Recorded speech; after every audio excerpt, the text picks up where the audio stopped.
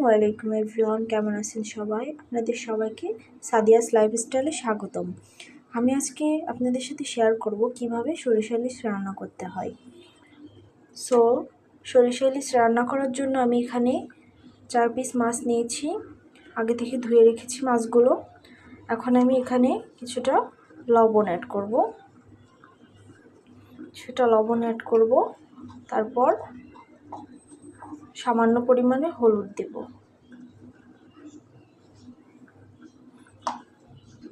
এ পর্যায়ে হালকা করে একটু তেল দিয়ে দেব।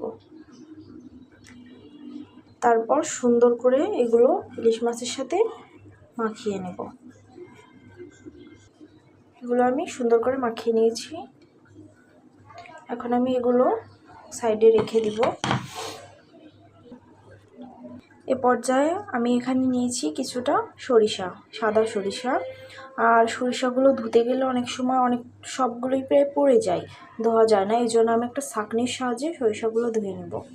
ছাঁকনির সাহায্যে ময়লাটা ভিতর থেকে বের হয়ে যাবে, সরিষাও পড়বে না। দেখুন আমি কীভাবে সরিষাগুলো সুন্দরভাবে ধুয়ে নিচ্ছি।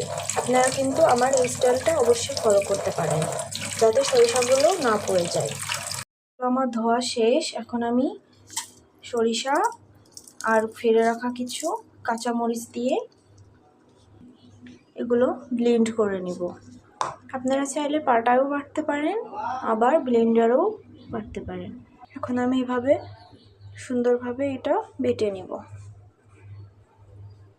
সরিষা বাটা শেষ। যেহেতু এটা সরিষা ইলিশ, সেজন্য সরিষার পরিমাণটা একটু বেশি নিতে হবে, আবার তেমন বেশিও না, তাহলে তিতো হয়ে যাবে। আর যদি আপনারা সরিষার সাথে এরকম কাঁচামরিচ ব্যবহার করেন, তাহলে তিতে ভাবটা চলে যাবে। পর্যায়ে একটা কড়াইয়ে পরিমাণ মতো তেল দিয়ে দিব। তেলটা হালকা গরম হয়ে যাওয়ার পর এখানে দিয়ে দেবো পেঁয়াজ বাটা। পেঁয়াজ বাটা দিয়ে সুন্দর করে নেড়ে চেড়ে দেব। আমি কিন্তু এখানে রসুন ব্যবহার করব না। আপনারা সবাই হয়তো জানেন যে ইলিশ মাছে রসুন ব্যবহার করলে ইলিশ মাছের যে স্বাদটা থাকে, যে বাসনাটা, সেটা চলে যায়। এই জন্য আমি ইলিশ মাছে রসুন ব্যবহার করব না। এটা একটু ভেজে নেব। আপনারা কিন্তু দেখছেন আমি সরিষার ভিতর 2টা থেকে 3টা কাঁচামরিচ ব্যবহার করেছি। এই জন্য এখানে আমি একটু শুকনো মরিচ বাটা দিয়ে দেব,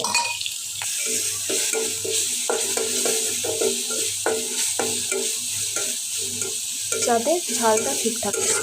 আপনারা আপনাদের স্বাদ মতো দিতে পারেন। আর আপনারা চাইলে শুকনো ঝাল ব্যবহার না করতে পারেন, কারণ আপনারা যদি চান সরিষার ভিতর কাঁচামরিচ দিয়ে একবারে বেটে নিয়ে বেশি করে দিলেও হবে। আমি কালারটা সুন্দর আসার জন্য এখানে শুকনো মরিচ ব্যবহার করেছি।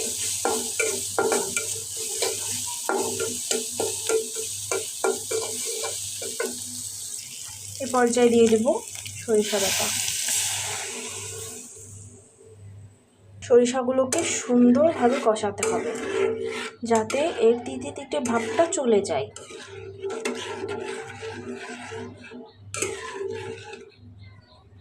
এখন আমি এর ভিতর দিয়ে দেব একে একে লবণ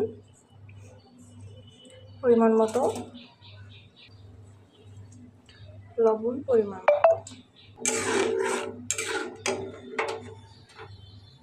চুলার আঁচটা জোরে দিয়ে এবার কষিয়ে নিন।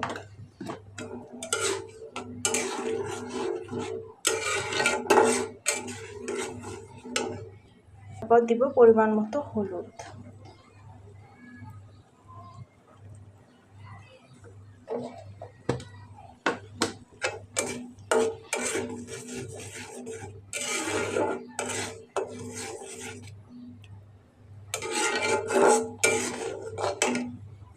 পাচ্ছেন আমার সরিষাটা অনেক সুন্দরভাবে কষানো হয়ে গেছে, তেলটাও উপরে চলে আসছে। এখন আমি পর্যায়ে দিয়ে দেবো ঝোলের পানি।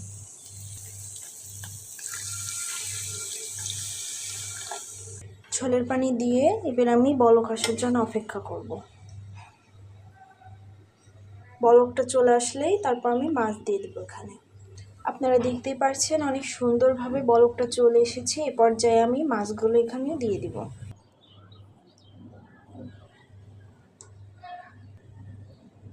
মাছগুলো এখানে দেওয়া হয়ে গেছে। এখন চুলার আঁচটা কমিয়ে ঢাকা দিয়ে দিব। মাছগুলো সুন্দরভাবে রান্না হওয়ার অপেক্ষা করবো। এখন পর্যায়ে আমার মনে হচ্ছে মাছগুলো পারফেক্টভাবে হয়ে গেছে। এখন আমি ঢাকনাটা উঠাই দিব।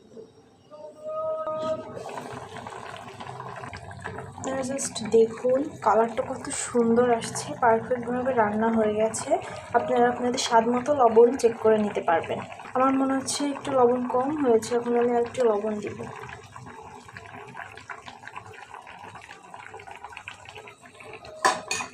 লবণ দিয়েছি একটু আর একটু সামান্য জাল করে নেব। ঝোলটা আপনাদের চাহিদা মতো আপনারা রাখতে পারেন। আমি একটু শুকিয়ে নেব, বেশি ঝোল রাখবো না। আমার রান্নাটা পুরোটাই শেষ হয়ে গেছে, এখন অলমোস্ট ডান। এখন আমি এটা চুলা থেকে নামিয়ে নেব। দেখুন কত ইয়াম্মি হয়েছে খেতে। আপনারা অবশ্যই এভাবে বাসায় বানিয়ে খেয়ে দেখবেন। অবশ্যই আমার এই রেসিপিটা যদি আপনাদের ভালো লেগে থাকে অবশ্যই আমার চ্যানেলটি সাবস্ক্রাইব করে দেবেন। রান্না করে আর সহ্য হলো না, তাড়াতাড়ি খেতে বসে গেলাম। দেখুন কতটা ইয়াম্মি। অবশ্যই এটা আপনারা বাসায় বানিয়ে খেয়ে দেখবেন এবং আমার চ্যানেলটি সাবস্ক্রাইব করে দেবেন। আল্লাহ হাফেজ।